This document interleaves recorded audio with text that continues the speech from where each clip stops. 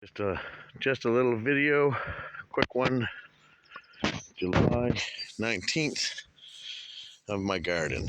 As you can see, the weather has been not agreeable, very humid and cloudy. So what I did, I'll do a quick walkthrough.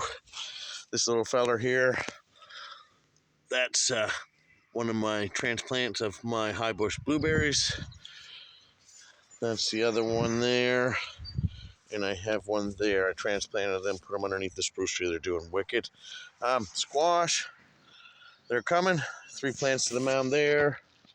A little weeding chair that I like to sit on. I'm getting old, my back sore. There's some squash there. Over here, as we come over, that's my dinosaur kale. That's kicking in. As you can see, I have 3 rows of corn for pollination. The house is up there. I get a southerly and a northerly wind which blows all year like this. But a couple cucumbers, doing a 3 sisters type of deal, a little bit variation. Sunflower, another cucumber.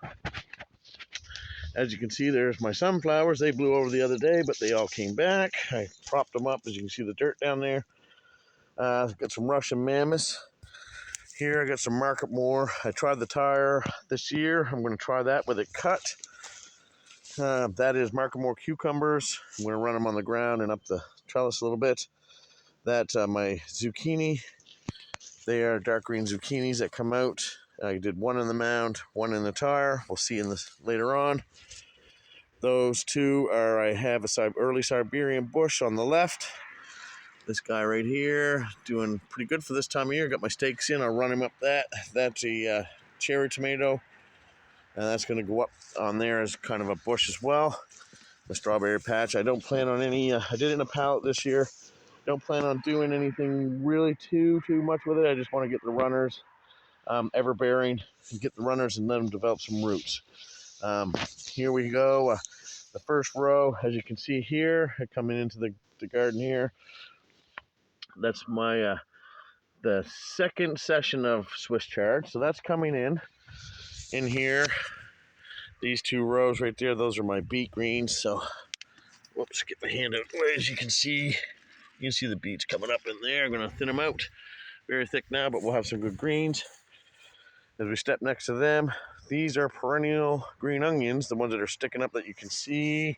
They drop seeds, come back every year. It's really thick. Now this little feller is the one I'm most worried about. He is, you can see, I'll move that out the way, an Egyptian walking onion. And he keeps coming up. I hope he takes this year. I had another one, but it kind of gone. I'm going to get some more.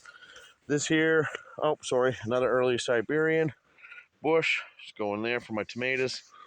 Right here, this is my herb garden. I have some winter savory. These are my chives. They're going to seed. And these are garlic chives that haven't gone to seed yet. Another bush tomato there again. My little dill guy, he started late. He's coming up. I'll see what I can do.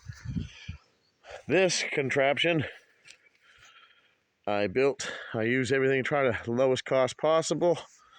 I have my beans, and I run wire down it, and I took these poles out the woods, built this little frame, run them up. I got beets going inside of it. Nitrogen fixer on both sides. And what they do, they're already running, if you can see, going up. And as like most years, I found out in this area next to the ocean, I've experimented a lot, and I'm getting these, but those will run right up to the top and fill that right in. My asparagus, a couple years in the making. She's coming. You can see there's some there. You get them coming up. Their sprigs are coming. Some carrots. They kind of got nailed a little bit. Had to replant some, but I got a few. Another row of beets. My onions. Now I got some that are like that. I'm going to get down to level. Show you. So onions. Some of them spaced out. Now you get a clump like those ones there. And as you go down the row, you can see them. So hopefully they'll still got a lot of time. This is my giant garlics. I just cut the scapes off today, but they are doing fantastic. And my first batch of Swiss chard, which is big.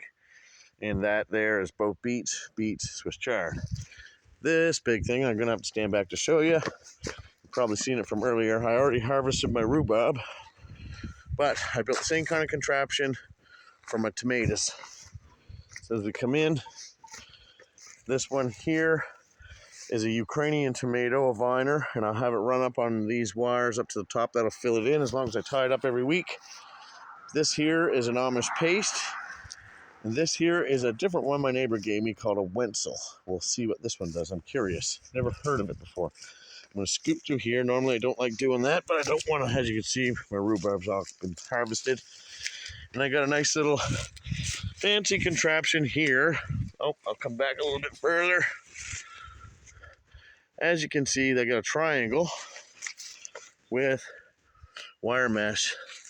And if you go in, you see my cucumbers coming out. I got a couple of Japanese, and they come over, and as you can see there, I got a couple of tomatoes coming up in the ground that I never planted. They're from seed from last year, probably my compost. Pardon me. A couple of squash, doing the tire method. Going to try that one this year. Worked good for me before. Same here, another squash. That's my compost bin. I turn it. I've got to build another one because I'm running out of room.